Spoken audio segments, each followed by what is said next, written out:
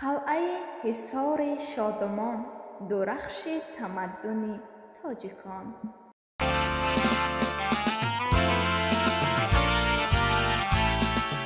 واژه حصار عربی بوده، معنایش قلعه است. این قلعه که همکنون در 5 کیلومتری شمال و غربی شهر دوشنبه قرار دارد، بازمانده از همان شهر شومان است که در سده‌های 15-17 میلادی حصار شادمان یعنی قلعه شادمان نامیده میشد.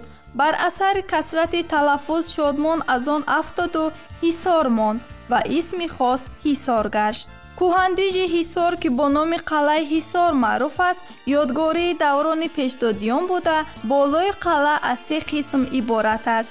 قسم بلندی آن قرارگاه بیک و امیران، قسم دوم یعنی پایانی اشترخانه و قسم اساسی آن را عسکرخانه تشکیل می‌دهد. اطراف قلعه حصار با دیوار بلندی کنگوره‌دار محافظتی احاطه شده. بلندیش از سطح بالای قلعه 13.5 متر روی دیوار 10 متر پهنایی داشته است. روایت‌های تاریخی بنیاد آن را به دوره شاه طهوررس دیوبند پسر هوشنگشاه، نبیره سیامک و بیره نخست پادشاه افسانوی دوره پیشدادیان سالهای 3280-993 تا میلاد می‌دانند. موافق روایت‌ها طهمورث در مبارزه مقابل دیوها با اصول خود آنها یعنی با سحر و جادو غالب آمده، آنها را مجبور می‌سازد که این قلعه را بنیاد کنند و سپس دیوها را به درون قلعه بند انداخته، از آنها حرف و خط آموخته خلق ملکش را خط و سواد می‌آموزاند. خاکتوده عظیم قلعه حصار در نتیجه ظهور ولکان به وجود آمده است و با گذشت فاصله دراز خود واقعه ولکان از خاطرها زدوده گشته در بالا و اطراف تپه دیوار و بناها بنیاد کرده شدند. قلعه و شهر حصار بسیاری از حاکمان عادل و فاضل و پاکاندیش و خیراندیش را دیده دوره به دوره آباد و زیبا گردیده است.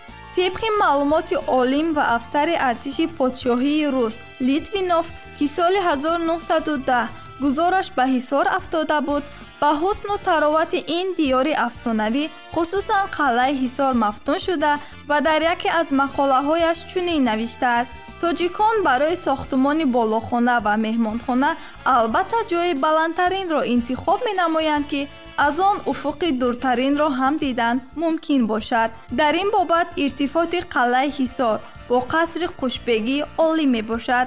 از این فراز تمام قلعه، شهر، دیوار اطراف آن، دیدبانگاه، جریان دریای چنگاب، قسمت رودخانه کافرنیهان، برخی قطعه وادی بزرگ حصار را با جزئیاتش نظاره کردن ممکن است. از روی نقل این عالم تحقیقاتی، بلندی دیوار قلعه از تپه فرازش 13.5 متر را تشکیل نموده از دو سمت کنگوره‌دار یعنی دندانه‌دار خشتین بوده است و پهنایش به مثل سد بزرگ چین به حدی بوده است که بیک حصار هر گاه با فایتون دو اسبه نشسته روی دیوار گرداگرد قلعه تاب خورده شهر و حدود قلمروش را تماشا می‌کرده است.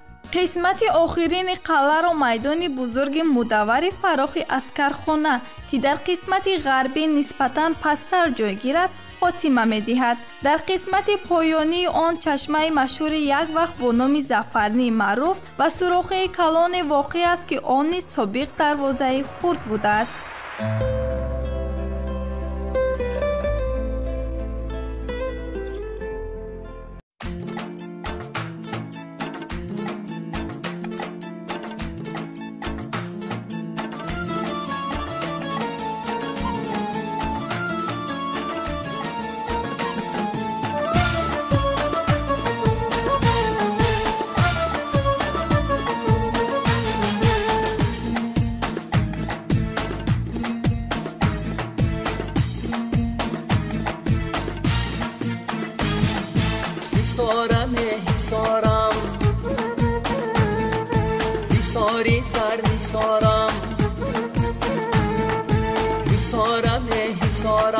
حصاری زر نثارم قلعه زیبا داری مردمی نام دارم قلعه زیبا داری مردمی نام دارم